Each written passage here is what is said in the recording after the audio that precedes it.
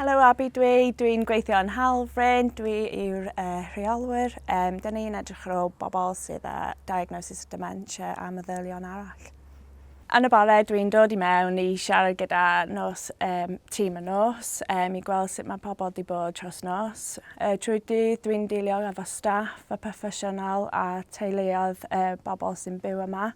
Da ni'n edrych ar ôl 22 bobl sydd â diagnosis o dementia. Mae gen 5 o nhw yn gallu siarad Cymraeg, iaith cyntaf.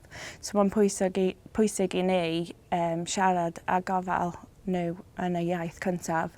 Mae bobl efo dementia yn mynd i iaith cyntaf a mae'n bwysig i ni siarad efo nhw'n Cymraeg. Ni wedi cychwyn y daith Cymraeg i 2 flynedd yn ôl. Nes i siarad gyda Sandy gan gofal Cymdeithasol Cymru ond sut da ni'n gallu gwneud newidiadau a Haulfryn.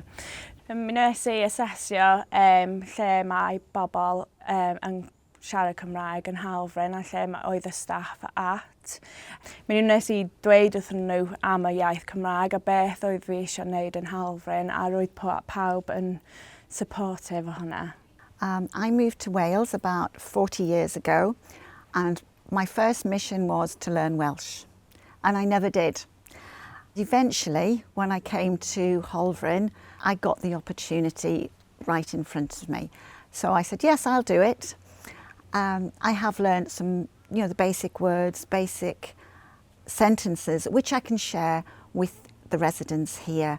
As I say, even bore da, the smile you get from, I'm thinking of one lady in particular, you get the smile and you get the hug, so it makes a huge difference. When I first started, there didn't appear to be many Welsh speakers, or we didn't hear it as much. They were probably always there.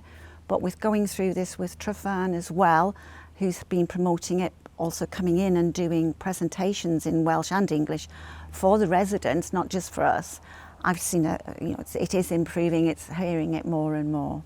And I think there are people here who went to Welsh schools and can speak it, and they're coming out of their shell a bit as well.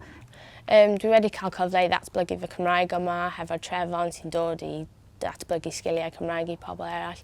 Ers dwi wedi dechrau gweithio yma, mae Cymraeg fi wedi mynd loads better. Dwi'n siarad am mwy oherwydd cartref. Dwi ddim yn siarad Cymraeg, mae mam fi ddim yn siarad Cymraeg, mae dad fi ddim yn siarad Cymraeg, ond fama dwi yn gallu defnyddio fy Cymraeg, a mae wedi wella. Wyf fi ddim yn gwybod wyf fi'n gallu siarad y Cymraeg gymaint, ond dwi'n gallu.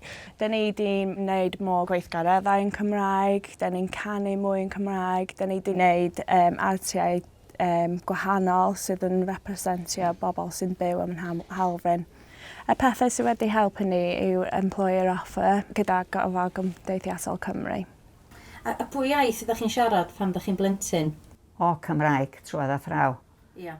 Ond o'n i'n dall, yn fuan iawn o'n i'n dall Saesneg. Cos cym yr adag i chi gael hyn a llall, televisions a bethau fel. Dwi'n cofio istan y gegin, sbio fyny lle oedd y radio rhyw blancyn mawr.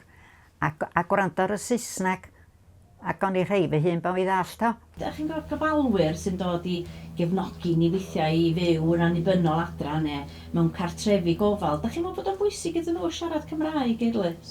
Dyna be fysa nhw'n gwneud yn naturiol, dwi'n meddwl. Sa'n nhw wedi bod yn ddwyieithog, dipyn o'r ddau fysa nhw'n wneud.